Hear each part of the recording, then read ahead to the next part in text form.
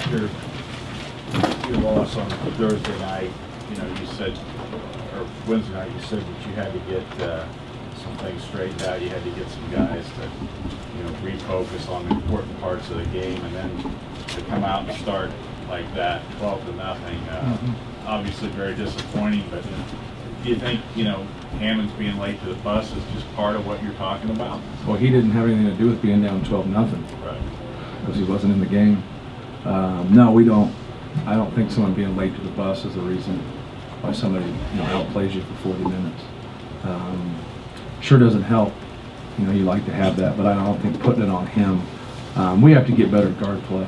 And when you play Northwestern, they force you to play a lot of guards just because of their Princeton style. And with that, you should be able to move and stay with them, but you got to have discipline. And that's something we don't have as a team right now. And but the one thing that you got to be able to do is you got to be able to fight them and beat them to loose balls and get rebounds. I thought rebounding-wise, we did a pretty good job there. But we just didn't have the discipline to guard them. And I think we have it. I just don't think we've done a good job of just sticking with things. And you have to make a decision on how you're going to guard certain actions against them. When you make that decision, you have to stay with that. And we just had too many guys have too many breakdowns.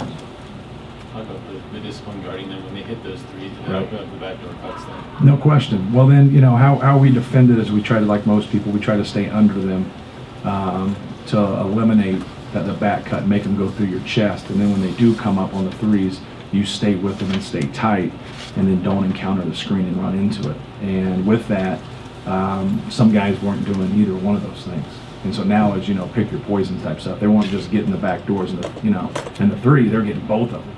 And when you get that, that's and he knows it. And I've always said this about Northwestern: if you can't defend them, it's like you having a flashing light on top of your head while you're out there playing, and they just pick on you. And at times we hide one guy in the past who had that flashing light, but when you got 4 or 5 guys out there with flashing lights, it's a difficult thing. We have a young player, not just in our freshman class, but how they play. We have older guys that have breakdowns. Your older guys have to help you here, and our older guys do not help us defensively in those areas. Coach Reggie Hearn was 4 of 19 the last 2 games. Right. Catch you a little bit by surprise, even though he's a good player, how he's able to turn it on like well, that? the one thing I talk to our guys about, and Corey always does a good job, we always get the last 4 games of stats. So we take your season stats, take your conference stats, but then see the last 4 games. And it kind of sees the rhythm you're in or the rhythm you're out of. And then you just watch them shoot. And sometimes guys are just missing. Sometimes they get out of rhythm or the defense is doing a good job. He got into rhythm today. And that's what we told those guys, that he could make shots, he could be there. We treated him as a big-time shooter just because of those stats. We did not it might not look that way, but we were treating him and Sobolewski as the 2 guys you don't want to leave and shoot a rhythm shot. But whether it was a pin down off an out-of-bounds play, or whether it was a transition shot, or there was something that just a piece of their offense, he was getting into rhythm, and you just can't allow that.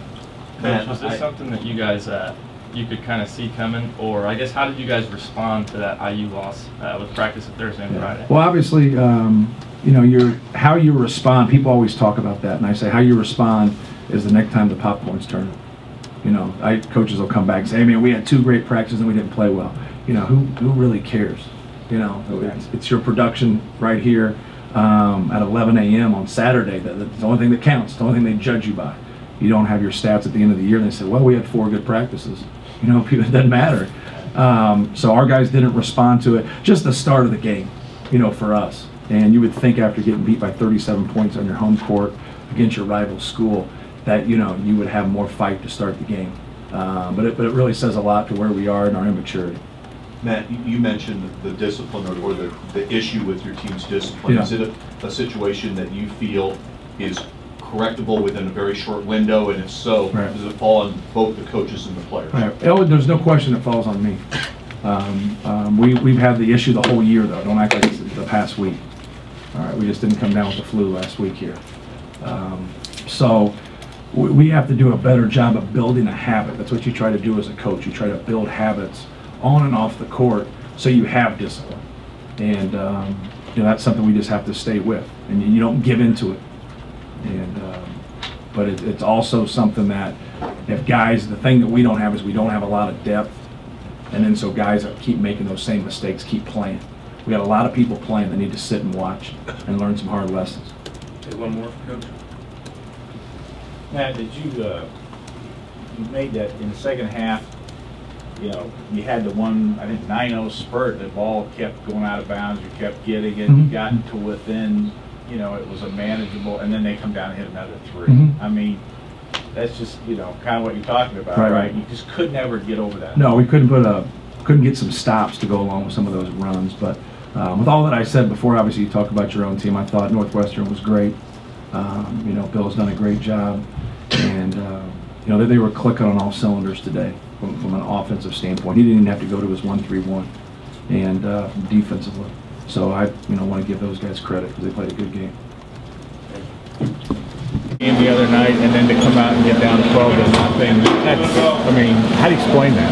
As a senior, you've seen Purdue teams respond after losses. There wasn't, you know, it took you a while to respond. Why? I mean, just coming into it, we got to have that focus because Northwestern plays such a different style than any other team in the Big Ten. And, you know, we've had a couple days to kind of walk through what we were trying to do, and we just had to execute. And you know, certain little things that open up on back screens, or staying tight on a player cut, or just little stuff that we didn't do, and you know, they got open shots out of it and knocked those shots down, especially in the first half. You guys have, you know, always prided yourself on defense. The last 2 first halves, given up 90 points. I mean, they're different, completely different teams, but any commonality defensively? It's just not the effort, not that in there. We just got to, you know, we got to come out ready to play, and that goes for all 5 of us. You know, just being ready, you know, helping each other out on defense, and just coming out and having a fight. You know, and sometimes we do, and sometimes we don't. And we just got, I mean, that's not acceptable. We got to have that consistency. As a leader of the team, do you go to Hammonds now and just kind of talk to him, try to pick him up a little because he didn't start over that situation? You know, with AJ, he's got to keep progressing. You know, both as a player, and, you know, on the court and off the court. You know, just getting his mind right, getting ready for games, getting ready for practices, and you know, just realizing that he has the potential to be a big time player for us.